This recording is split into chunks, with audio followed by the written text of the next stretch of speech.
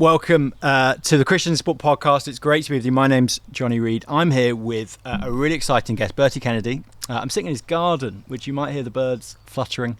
The sun's coming out. It's a lovely afternoon. Opposite his shed, which is his home office. He's a senior performance analyst at Intelligent Cricket. So we're going to chat today about what it means to be a Christian and sports analyst and think that through a little bit. He works with a number of professional sports teams, organisations, helps them make better data-driven decisions. He also lectures at the University of Gloucestershire on performance analysis. Has previously worked with Yorkshire County Cricket Club, the Northern Superchargers, helped them with their inaugural draft, and he lives here in the beautiful, Bradford upon Avon, near Bath, with his wife, his child. He's also the captain, we'll go chat about it later, captain of the first 15 of Oldfield Old Boys Rugby Club. They won a massive tournament on Wednesday, so it's been good to chat about that. Bertie, thanks for joining us. No worries. First question, we ask everyone the first question. How does your sport and faith connect? Yeah, I think, it's been a journey. It's probably changes. Ask me in another 10 years, it'll probably be totally different.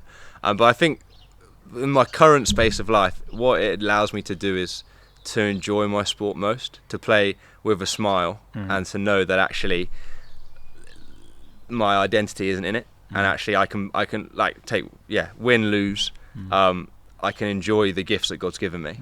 And I can enjoy playing them, and I can enjoy the sports that have been created, and I can enjoy the way that my body moves, and enjoy the way that it succeeds, hopefully, or enjoy the way that it fails, and the whole thing that is wrapped up in sport, the relationships that come with it, the environments, the cultures that we're involved with.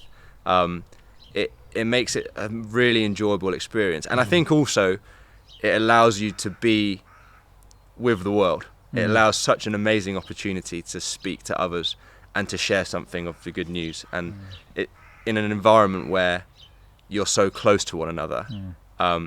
It's been really powerful for that, and that's a real motivator as well. So lots of different reasons. Let's go there first. Let's go there first. But let's go Wednesday night. So Wednesday night, let's go there because we want to get to speaking about being an analyst. But let's go Wednesday night because we've been talking different sport. Rugby. You played rugby for many years. Yeah. You're the captain of the first team, Oldfield Old Boys Rugby Club. It's the Bath combination Vars at Bath Rec professional ground final. You said you played week on week to qualify recently, quarter semis-finals. You just said it's probably your greatest sporting moment on the field in some ways. Without a doubt. Talk us through that then. How maybe it would be different now 10 years on? Why have you enjoyed it more because maybe you understand your faith in your sport a bit better now? Maybe I think the whole day was special because of the people we were doing it with. And I think to have the squad we've had this year, we kind of had a bit of a rebuild this year. We had quite low numbers, and then we've been able to achieve. We had a very clear vision at the start of the year what we wanted to achieve, and then doing it with the people we've done it with, but then also doing it in our city, looking out and seeing the support of those who were here, who've done all the way through, was just brilliant. And I think that's probably what will stick with me the most. But even when we were under the pump on Wednesday, it was a kind of our whole mantra the whole week was we've got to enjoy it. Smiles on faces. That was what we said. Smiles on faces. Smiles on faces. That was the message that I was trying to drive. And there was a point where smiles weren't on faces. But now we can look back and really enjoy it. But I think it would be very interesting having this conversation had the result gone the other way. It is very easy to say it was great because we won. I'd like to think I'd be able to say it was great even if we lost. And I think ultimately it might have impacted me slightly less than maybe others in the team if we'd lost. But it was. We didn't, so we can enjoy it, and we can have massive smiles on faces. Exactly. But it was fantastic. Great. Well, let's go there first. Let's zoom back. So, rugby was your main sport growing up. One of them, rugby cricket. Yeah, rugby cricket. It was always around availability of different stuff of what you're doing in the summers versus. It seems to be the rugby season is a bit more structured. Summer, kind of everything kind of happens. Shifts, doesn't it? Yeah. So how did you first then connect your sport and faith as a young person growing up? Yeah. Well, you'll be unsurprised to hear. I went to Sports Plus. Someone from church back home knew I was sports mad, always been sports mad, and said you'd probably enjoy going there, which I did, and it was transformational because I think for me, particularly because both sports were heavily Sunday dependent, particularly Sunday mornings, where where we did have a church which we went on a Sunday morning, they were always at loggerheads, and I think that was difficult for me because I knew there was nothing inherently wrong with sport, but it was always one or the other. So that was always difficult.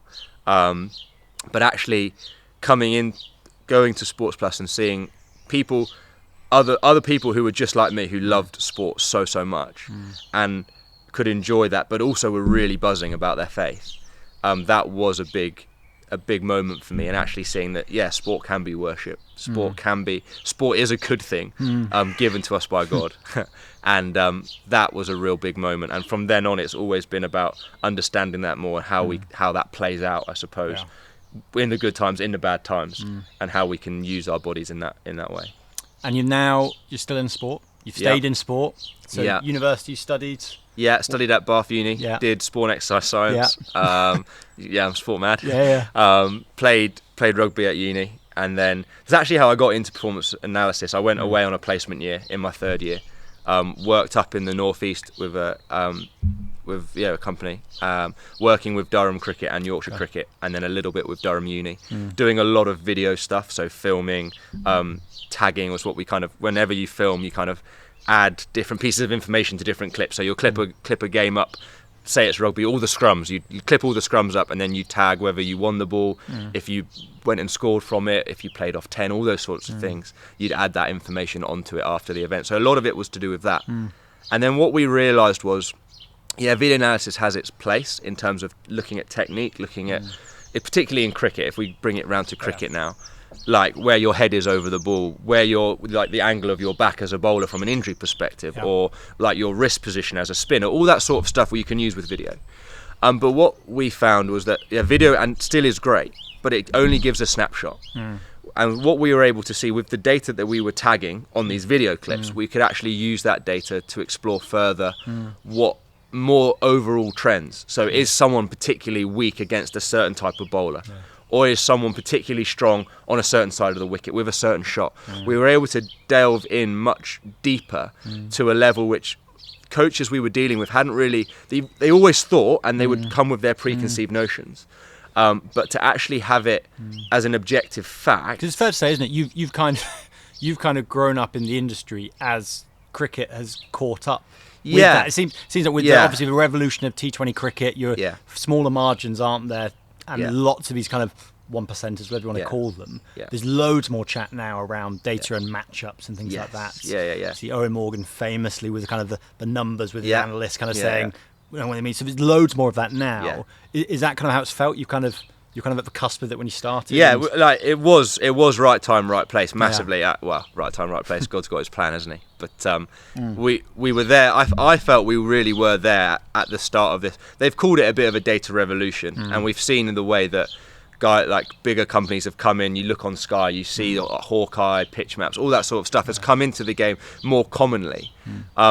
I'd like to think we were really at the forefront of it, doing stuff kind of a bit under the surface a little bit. We were understanding it as coaches, and cricket clubs were understanding it as well. So it was quite a natural evolution of things. It wasn't, we definitely hadn't formulated our ideas. And we were kind of growing with it and seeing where it takes us. So we were able to then bring that into those dressing rooms, try and impact on recruitment, on strategy, on all these great best things, which is why I wanted to get into it, because unfortunately, my cricket career, I was never going to be a pro cricketer. As much as I love it, I just kept getting bowled, so it was never going to happen.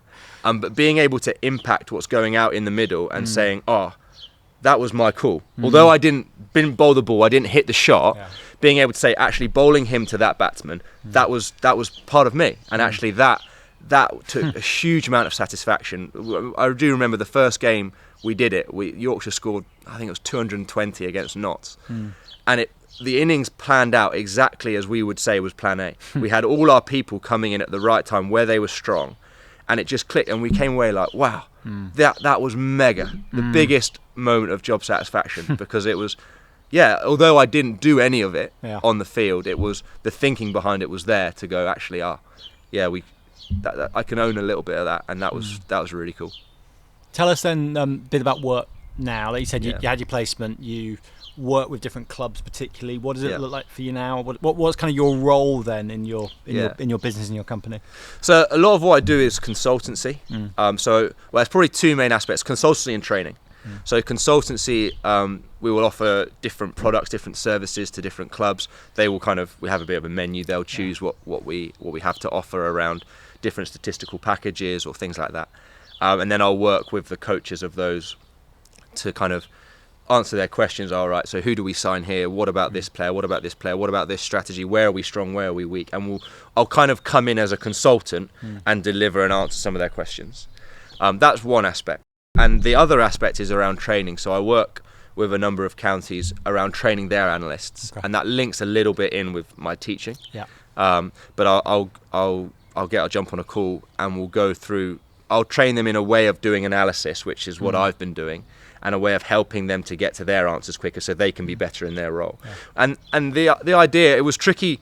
It was tricky when I was working more with Yorkshire closely, because it was kind of like, well, you're not giving away some competitive advantage a little bit because all the analysts. But now it's a real joy to do it, because I see it as if we can get all the analysts better in the country, we'll raise that tide, and hopefully better decisions will be being made across the board, because some decisions are not made with particular due diligence, I don't think. People have their reasons, and that's fine. But I think there is a level of professionalism which cricket can be lacking sometimes, and actually upskilling people to be making more objective calls can be a good thing, I think. Well, let's talk a bit on that. I think it's interesting to try and think through. Obviously, as we said, Christians in Sport podcast, you're a Christian, you trust in Jesus. Your fundamental worldview will affect. In some ways, we could be having this podcast on a Christians in the workplace conversation, which is great. But there'll be nuances. We'll dive into sport. But it was a lot for you as a bringing your Christian worldview to the way you understand your work, your vocation. It's obviously the way you're wired as well. Like you say, God has made you in a certain way, and you're good at it. You're obviously good at it. What you do. How does those kind of two things come together? Your faith and then your kind of vocation, your work. Yeah, I think it is really interesting. And when I was thinking about that question, a lot of my work is to provide objective views on things, and a lot of it is down to fairness. I think a lot of what I do is and you know this, like, there are lies, damn lies, and statistics. I can spin a yarn for any particular player, right? If I wanted to, I can. You can pick and choose different bits. You can exclude certain pieces of data, exclude certain matches, and come up with a random reason to exclude those matches. You can spin a web. You really can to prove my point. If I said I think we should sign this guy, I could spin a web to make sure that could happen. Yeah. And I think for me, where it's come back with my faith is actually trying to be as objective as possible and lay plain the facts, lay plain what I think is the truth around a player's performance. I take really seriously. And so any particular model that we might bring, any particular metric we might use, a lot of the work I will do in it is around making sure there are as little bias as we can get in it, because and knowing that there will always be certain biases around what we perceive as good, what we perceive as bad, or good performance, bad performance.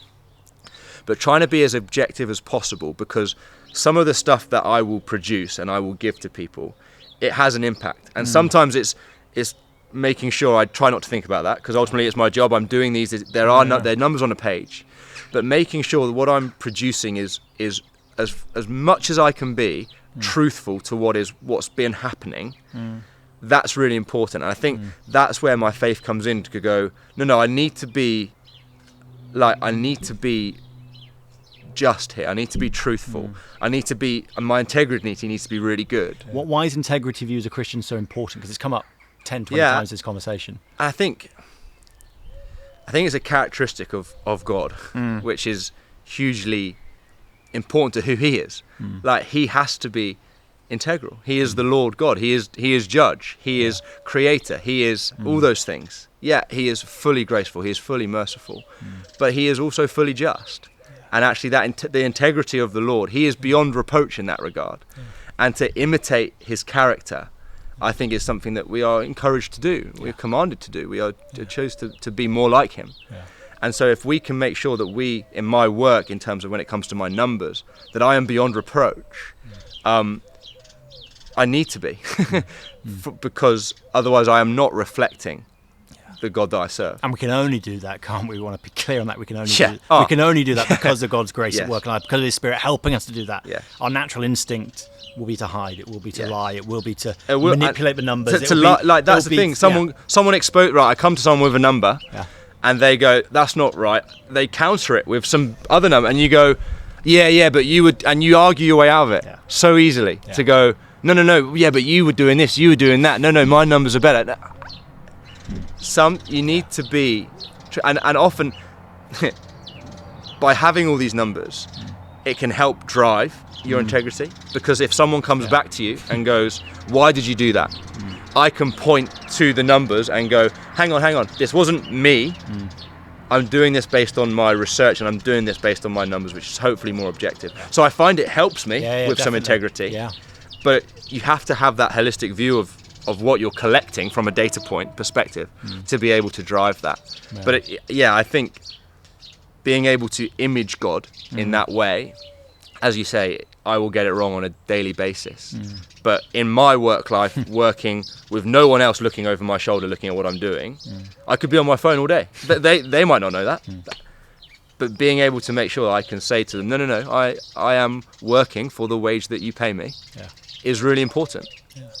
And it's that same level of integrity that I have when I come to my numbers, when I'm speaking to players, to go, no, this is as truly as I can say to you, these are the most accurate, most valid, fairest reflection of your performance that I can give.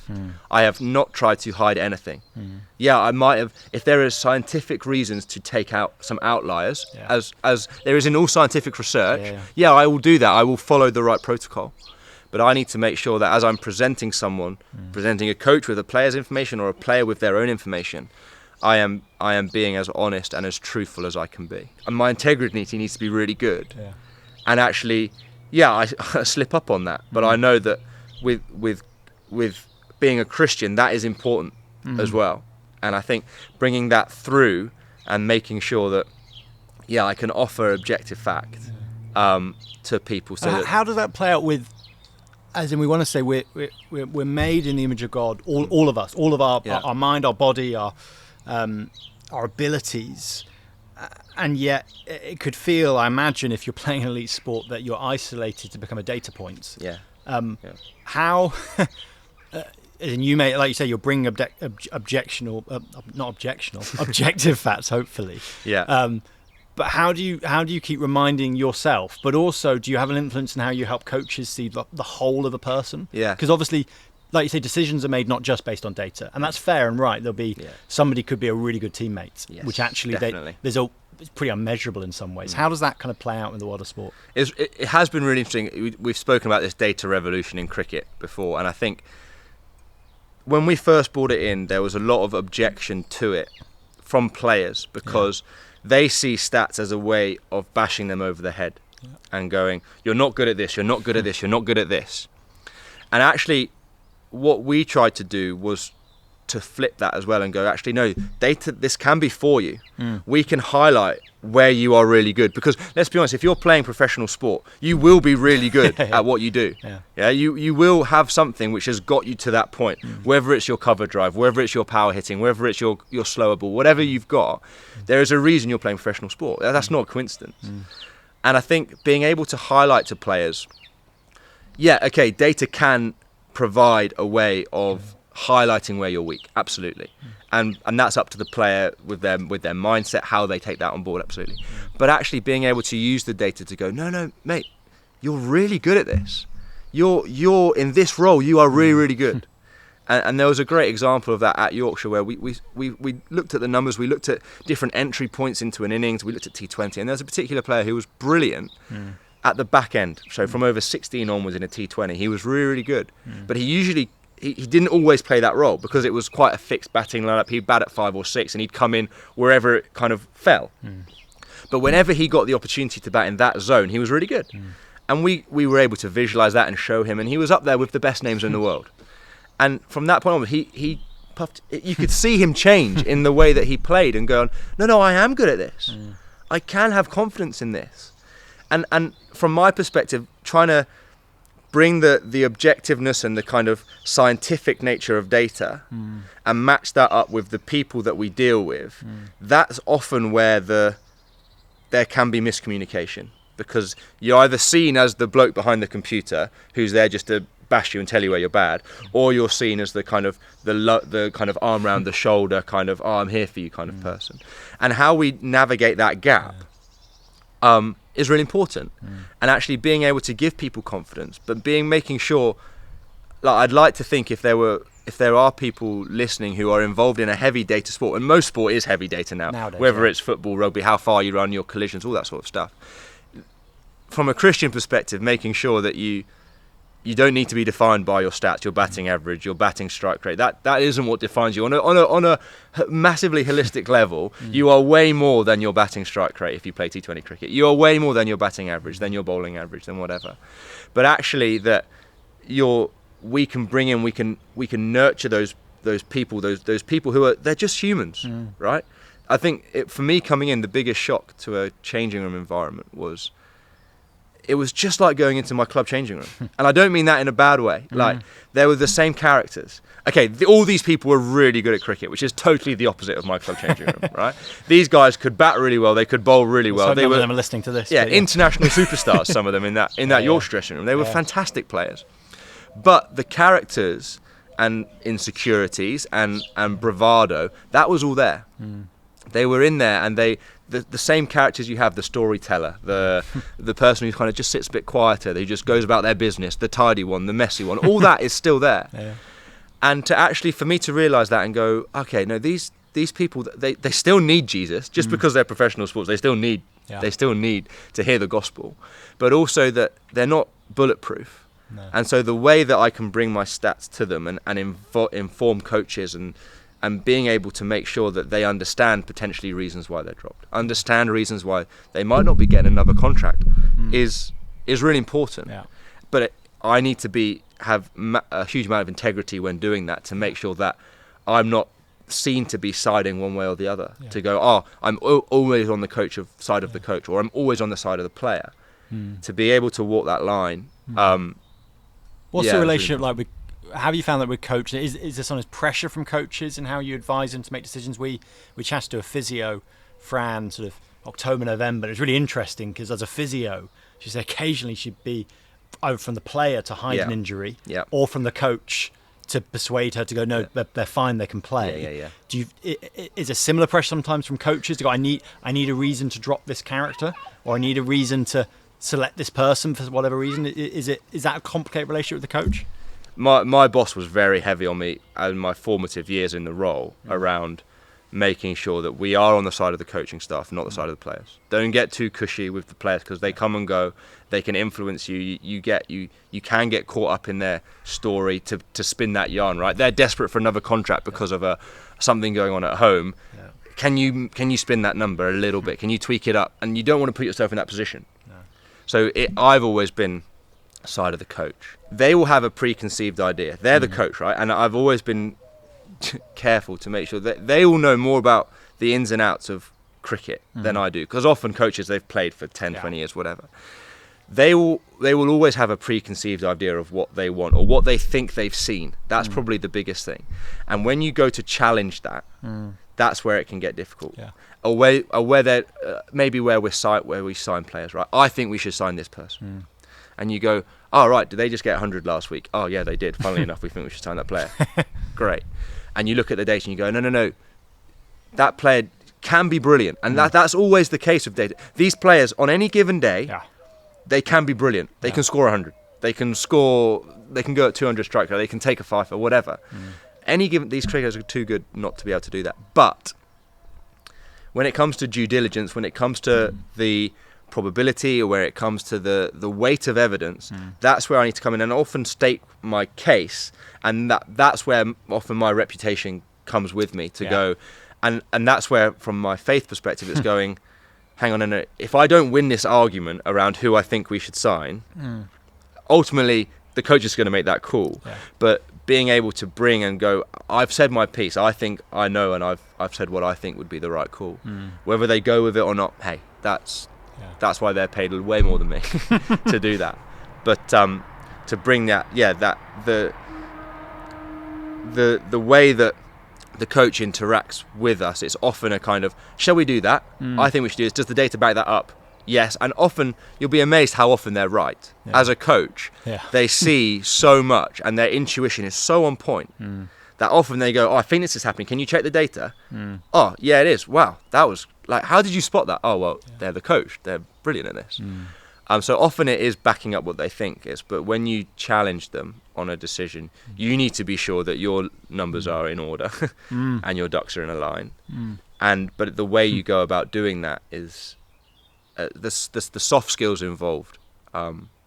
Let's talk more about those soft skills and what are kind of what makes a brilliant. So people might be listening in. I imagine some people go, quite fancy doing that in the future. Maybe young people listening in or people at university. What are some of the soft skills which you think? Because like you said, you could just be the man behind the computer. Yes. Going, here's the data, here's the facts. There's nothing else around that. But like we said, people are people. There's a wholeness to them as well, and you want to treat people with respect and dignity. What are some of the soft skills which you'd be if you were speaking to when you're on your lecturing course and you're maybe this comes across. Hopefully, it comes across, doesn't it? What are some of those? Just like empathy, Yeah. like understanding that these people, for you, they could be a data point. Yeah, they are a name in a list, which is usually done in alphabetical order because that's the way you like it. Yeah. They can be a name. They can be a dot on a screen, right? They can be a data point. Sometimes in the wrong quadrant. If you're looking at a scatter point, you want them to be in the top right. Sometimes they're in the bottom left. Yeah, but understanding that these people, like, they're good at cricket. Yeah, they play cricket. Yeah, they might have the job that you would love to have. Playing professional sport seems like the best job in the world, right? But understanding that actually sometimes that data point, to challenge them on that or to highlight that, that can really hurt. And actually that can be really dangerous. And so if you haven't done your due diligence in making sure your data isn't biased, you leave yourself exposed. If you go after somebody, they'll come after you. Yeah. And you need to make sure that is and like you're saying, level. there's a real honesty and integrity in that, because like we said, with sports people, they're no different to me and you in some ways. They're just better at sport. But at the same time, we want to say that there is a real difference between me playing for Cumnor Cricket Club, second 11 on a Saturday. Yes. I get out, c'est la vie, versus elite sport. There's a pressure, there's an intensity, there's like you say, there's data presented in the wrong way can actually affect somebody's livelihood and their career. Yeah, so there's a real seriousness which I think we need to, if you're listening in and you are a competitive sports person, or you maybe wonder why at Christians in Sport we particularly have a focus within the sort of elite world of sport and how we disciple and support and help people think through a Christian identity. It's because there are unique pressures. They're normal humans, and that's the other important angle here, isn't it? They're normal people with the same insecurities and the same queries, but then there is that public pressure and also the amount of scrutiny as well. I think in my job, or at my cricket club at least, minimal scrutiny beyond the score which goes up on the website at the end of there's so much scrutiny, isn't there, in your job? Or in that not in my job. Not in your job. That's the beauty in the profession, in the cricket, there isn't there? And because again you're in that team environment as well. If you've got a string of low scores as a batsman, or you haven't taken a wicket in a few innings, like, people know that, people see that. You don't need the stats to tell you that either. Like, you'll know if you're performing or you're not performing. We've all been that bad run of form, haven't we? And you don't need somebody else to come in and go, oh, you haven't scored very many runs. It's like, well done. Like, tell me something I don't know. And that's often the comment, like, oh, well, genius. Doesn't take an analyst to tell me that. But it is making sure that as an analyst, although we are in that professional world of sport, and we do deal with big highs and big lows, wins and losses. These players, they are human. They are made in the image of God, and they need to be dealt with sensitively when it comes to where they're good and where they're bad. Because everybody is good in some bits and everybody is bad in some bits. That's right? Even Don Bradman, like, he got out in his final innings for 4 or 5, didn't quite get that average of 100. There will be positive and negatives to every single person, but making sure that we can highlight the good bits and make sure we can package the bad bits in a way, not so that we deceive, not so that we can flatter, or not so that we can hide stuff away to build people up with false confidence. We need to be honest with people, but making sure that they're aware of the good and the bad, and making sure that they know that ultimately, as an analyst working in a team, like, we want them to succeed as much as they want them to succeed. We're not here to try and get them out of a contract. We're not here to try and do any of that. No. We want them to ultimately go out and do the best they can be. We're on their team, and the way that conversation and the way that we tell that to the coach without belaying any confidences we've had with them, the way that we tell that to the captain or to the player, or the way that we tell the player stuff, that there's often a hierarchy of data around where do you feed it and where does it get disseminated. And often you go to the coach and he will feed down. Sometimes he hasn't got the knowledge or the capacity to feed out all the pieces of information that he needs to, so he'll say, oh, you can tell the bowling group that, or whatever. But actually making sure that you don't give anybody something that the coach, who actually knows them better, doesn't want them to see. That's also important. Yeah, because the coach knows the whole person again, isn't it? Yes. If they're a good coach, they're treating them as human beings, not just as... Yeah, and as you said, rightly, there is so much more to performance than numbers. Yeah. There is the way you are in the dressing room. There are so many pieces that will get fed in around selection or recruitment. There's also so many factors, aren't there, to why somebody could be performing or not as well. It may not be technique, it could be what's going on in their home life. Exactly. How do we understand exactly. And where do we bring that into play, where people are people, they're humans, they're whole. As we kind of wrap up, if we have many sort of elite, top-level athletes who listen to this, sports people who listen to this, not to be an apologist for an analyst, I think you've done that really well, because I think you've kind of helped see what a good analyst would look like. But what would you kind of want them to understand about your kind of profession? What would you want them to kind of take away and go, okay, I've maybe got this wrong, or I may don't think that's the right way? What would be something you'd be saying to them? We want you to do well. As an analyst working for a team, we want every single player to be as good as they can be. We take great joy when we put a plan in place and your brilliant skills execute that plan. That is a massive... We can't do that. Only you can do that as a professional sports player. But that gives us tremendous joy, being able to... If we can put you in the right scenarios where we've had a look and gone, you are brilliant at this. Let's make sure you get the most opportunity to be as brilliant as you can be. That's what we want to do. Yeah. We want every player, if it's 11 in a cricket team, if it's 15 in a rugby team, we want every player to be playing in the way which makes them the best player possible. Yeah. If we achieve that as analysts, that's the tick done, right? And whatever way that happens, whether it is with helping with a psychologist or with helping with the coach or the bowling coach, but the way that we speak, the way that we make that happen, won't just be by making sure that I bowl the leg spinner in the 7th over. It won't happen just by that. No. It's a whole team effort. Yeah. But as an analyst, we want you to succeed.